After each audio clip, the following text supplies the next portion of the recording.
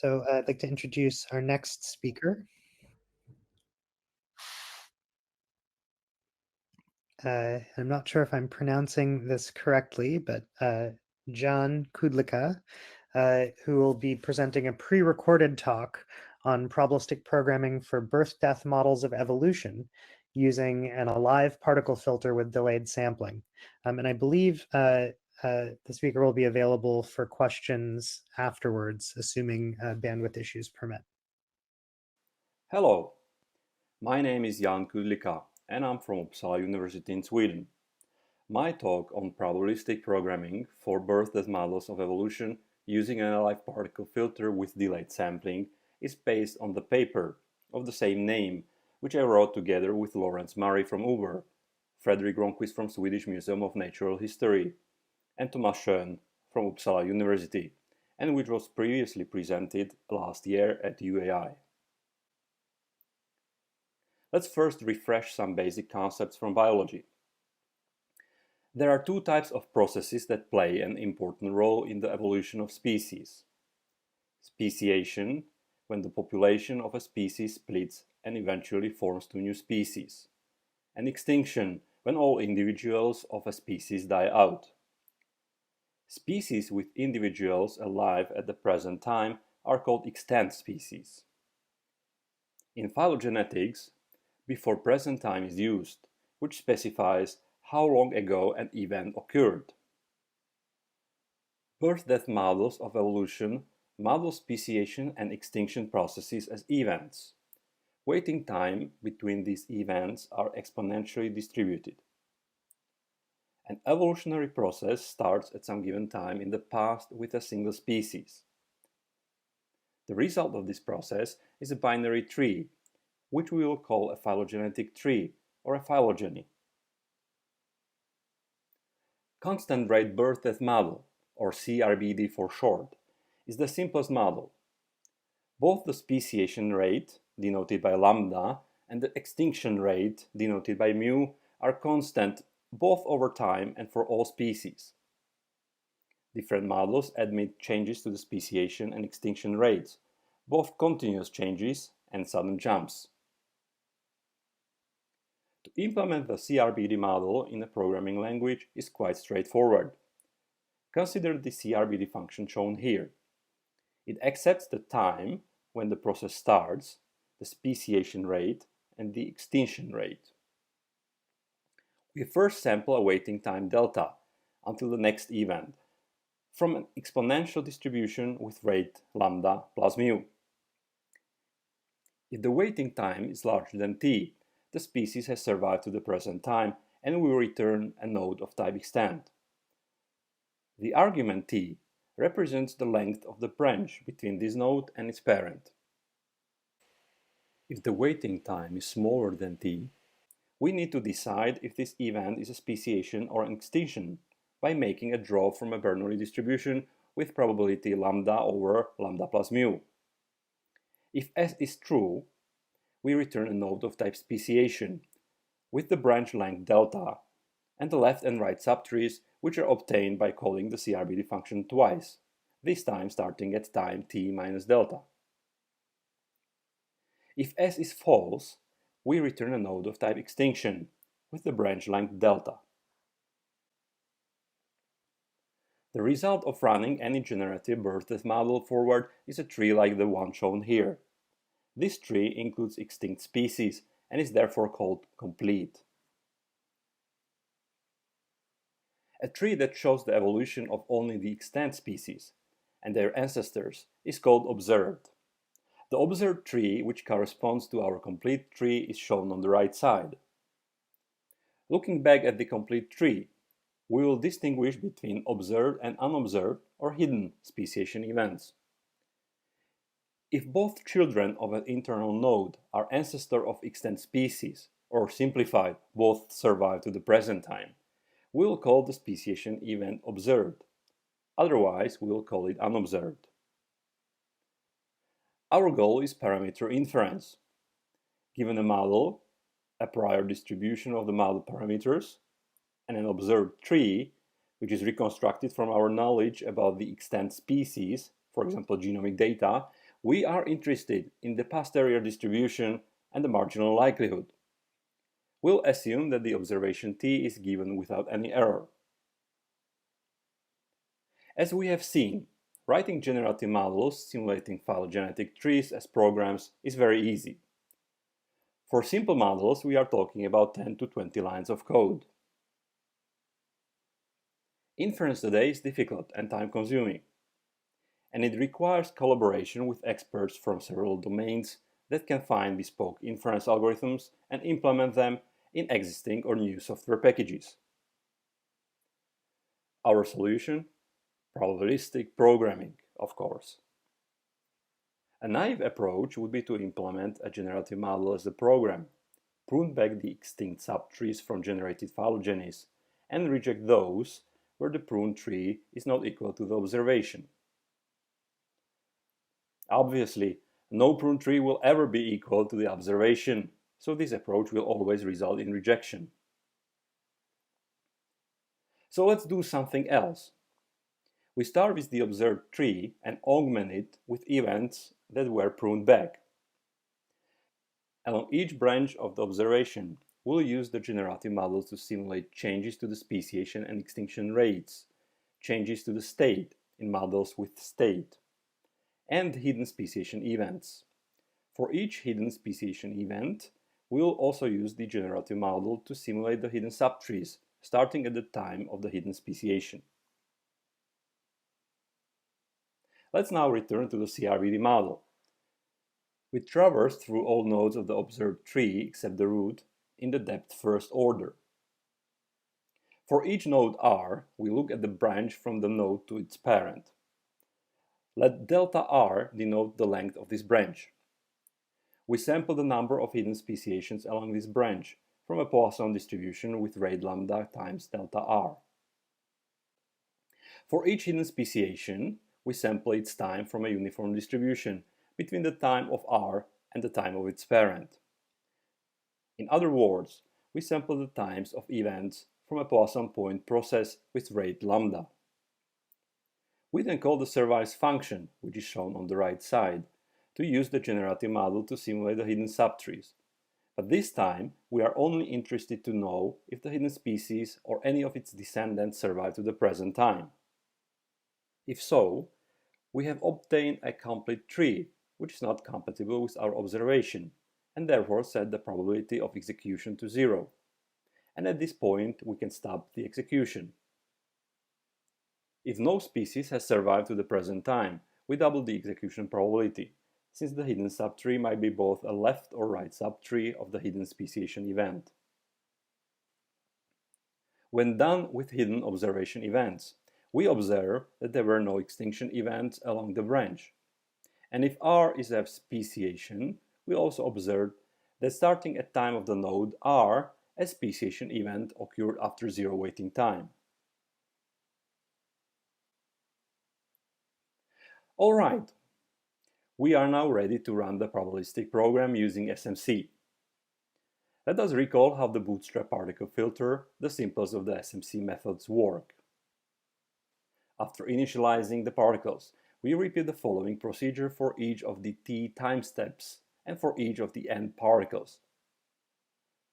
We choose an ancestry index from a categorical distribution with the probabilities proportional to the weights at the previous time step. We then propagate the corresponding particle, and we calculate the new weight. If we are interested in the estimate of the marginal likelihood, we use the formula shown on the right side. Recall the program for the CRBD model and the service function. If during simulating the hidden subtrees any species survive to the present time, we set the particle weight to 0. In extreme cases, all particles might have 0 weight, and the filter degenerates.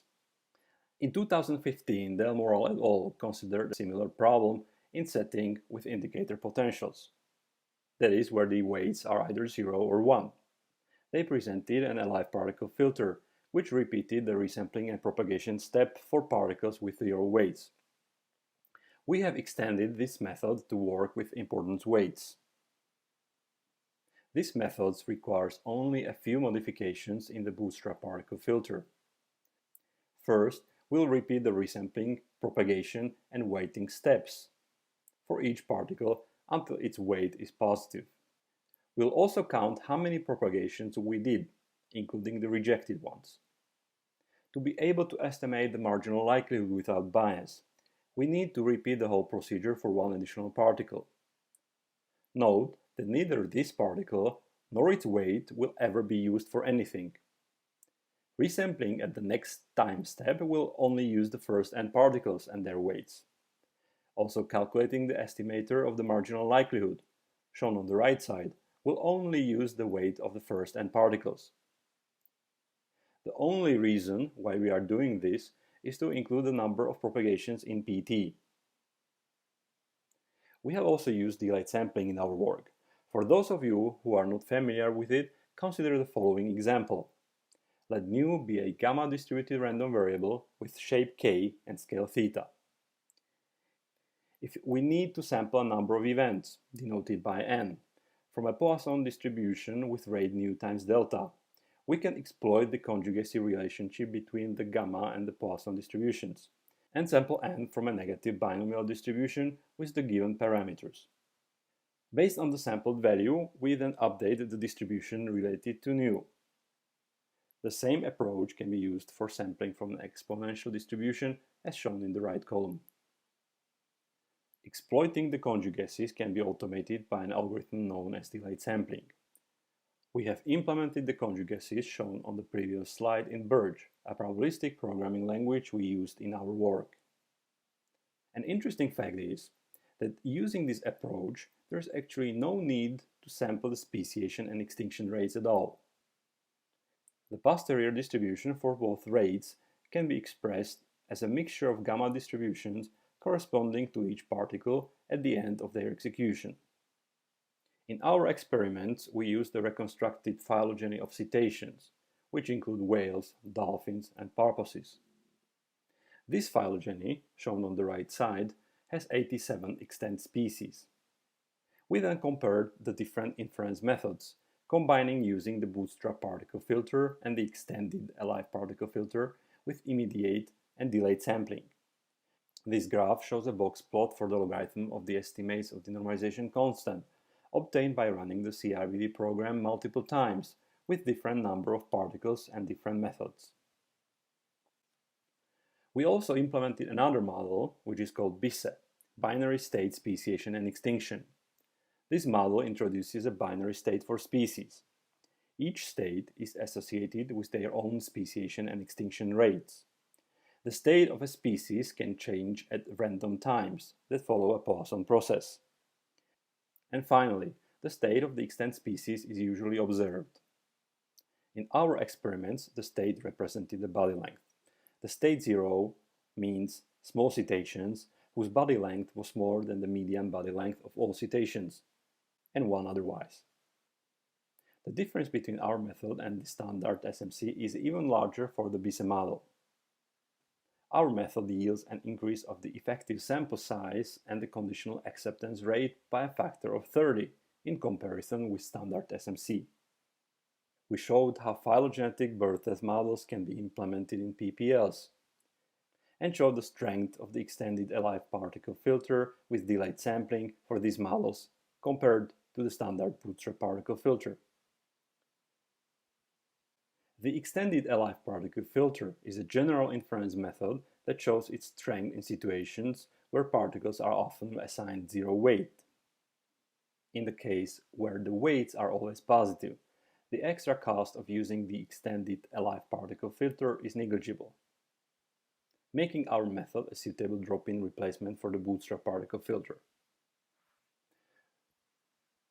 Do you want to know more? Come and talk to us during the poster session later today. Thank you for your attention. Hi, Jan. Oh, Great to see you. And thanks again. That was really wonderful. One question, a couple questions from the audience. One of them, does it help to think of the model as a probabilistic context-free grammar? right. I'm not really expert in probabilistic context-free grammars, and I can from what I know, I can think that this could kind of be used for generation of these trees. But for the inference, the most important part is actually that when we are simulating these hidden speciations, when we are adding them back kind of to the tree, we need to run the simulation to find out if something survives or not to the present time. That's the biggest problem, right? And it's also the problem which is causing quite a lot of particles to have zero weight. So I think for generation, yes. For the inference of parameters, no. Well, another question from the audience. Given the good performance you're reporting, have you thought about releasing a version that can be used by practitioners? Yes, so everything's open source, of course, and everybody can download our models and use them. This paper, as mentioned in the talk, was first published in 2019. So a year has passed, and we haven't been sleeping and waiting. We have been working. So we have actually, together with other experts from KTH, the Royal Institute of Technology in Sweden, and with, let me see here, Lyon University. We have been working on other models and implementing them both in BERT and in WebPeople. And this is actually a nice opportunity to tell you about a paper which we have now on bioRxiv, and which we hope will be published very, very soon in a journal, which is called Universal Probabilistic Programming, a powerful new approach to statistical phylogenetics, which is actually covering everything what I have been talking about and adding some new material and some more information. So if you go to bioRxiv.org and search for my name, you will find the paper. Yeah, that's, I mean, this application domain is clearly a very, very rich one. One last question, sort of related to an audience question about inference. Have you thought about the potential for other types of SMC schemes, including combinations of course-defined inference and the combinations of filtering with rejuvenation along the histories, just to help scale up without sacrificing So far we have only used SMC as it was presented here, or extended Dirac particle filter. We are now going to look at different methods because, to be honest, if we take very large trees, so for example, if we take a tree which has 1,000 extant species, this is of course going to be a problem. So we need to find a way how to scale this up and how to speed up and how to do more efficient inference. And we'll have to look at other methods as well. So this might be one of them. There are also other ideas which we want to kind of try, but I'm not going to yet say what they are. But we are working on this problem. Sounds good. Thank you. Thank you.